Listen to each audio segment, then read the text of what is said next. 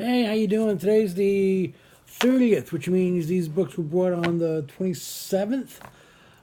Anyway, I'm going to try to do this real quick as usual. I'll try not to go on or rant as I usually do, but I had 2 beers with lunch, so we'll see what happens. Harbinger Wars 2, issue number 2. I have not read it. I have not read any of the books in this series yet, to be honest. I just picked up recently the compilation of Harbinger War 1, and I think I should read that first, but since that's at about 700 pages, it might be a while. But in the meanwhile, I'm picking it up. Kill or Be Killed. This is issue number 20. I'm probably taking a chance as I've read the first 3 trade paperback collections, which go up through issue 14. So I got about 5 issues that I have not read. So I might go back and pick up 15 through 19 just to be on the safe side, because so much happens in every issue and there's so many twists and turns. Ed Brubaker, Sean Phillips are absolutely fantastic. If you're not reading this, you're missing one of the really good continuing titles that's coming out right now of a non-superhero variety. Thing and the Human Torch. We already know that the first issue of Fantastic Four has been announced. And so we know that this adventure is going to wrap up, or probably end and go right into the first issue of that title. I'm sort of excited, mixed feelings. I mean, I grew up with the Kirby Lee Fantastic Four, starting with probably issue 2 or 3 was the first one that I picked up. But they've been good and bad writers on that title, so we'll see what happens now, and hopefully they don't screw it up. Mischief Mandapore, this is part of that Hunt for Wolverine series. I'm really enjoying this series, and as I've said too many times before, I'm not a huge X-Men fan, so some of the characters I'm not as familiar with as I probably should be, but I love Wolverine. I love the mystery behind this, as we slowly learn in each issue that a lot of this stuff was planned beforehand by Logan and others, just in case something like this did happen. Rick and Morty, issue number 39, hard to believe. If you're a fan, I think even if you're not a fan of the series, you'll probably enjoy this, as it has that really, really weird, warped sense of humor as the show does. But I think if you're watching the series, you'll get more out of it, since characters and themes from the series do pop up in the comic. Venom number 3. This is really good, and I'm not a huge Venom fan, but Donny Cates is really a good writer, and I'm really disappointed by his stuff.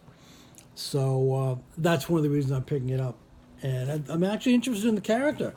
And, of course, we'll see what happens when the film comes out. Whatever that has to do with the Spider Universe.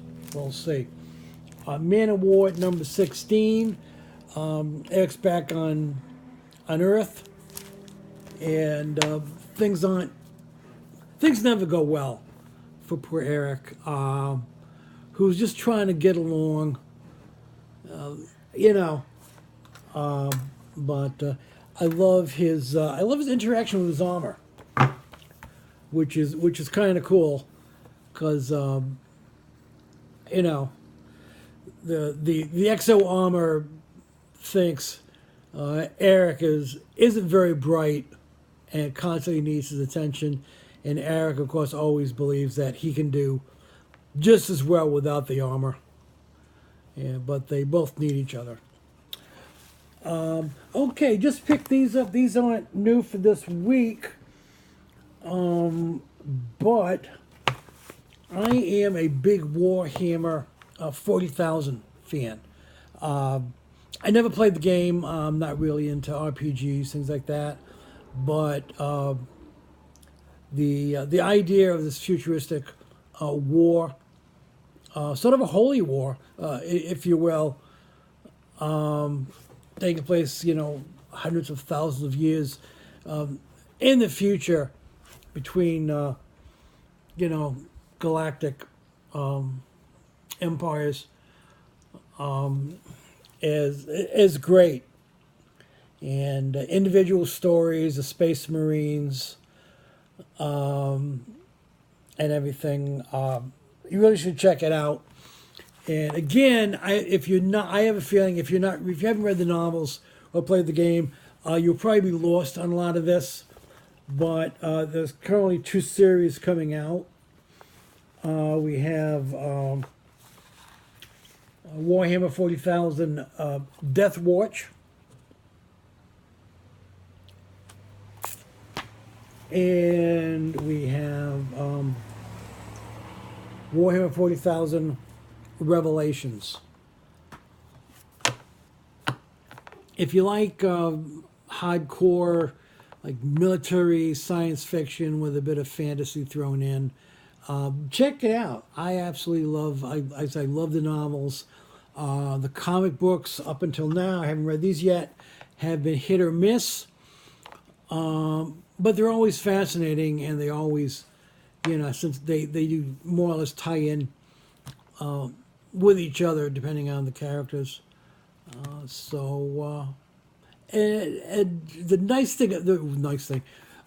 the thing about Warhammer 40,000 is sometimes there's more to the villains than straight just being evil.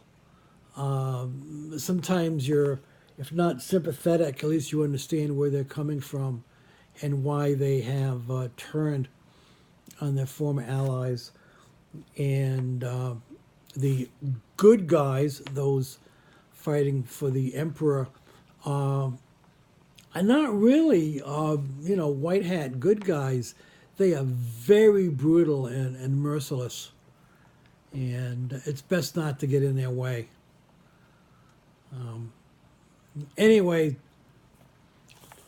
that's it for me. Have a very good 4th of July, whatever you're doing. I'm going to a barbecue, and I'm excited. And anyway, don't drink and vlog, which is, I guess, the meaning of or the message behind this one. But anyway, peace out, take care, and hope to see some of you in San Diego in a few weeks.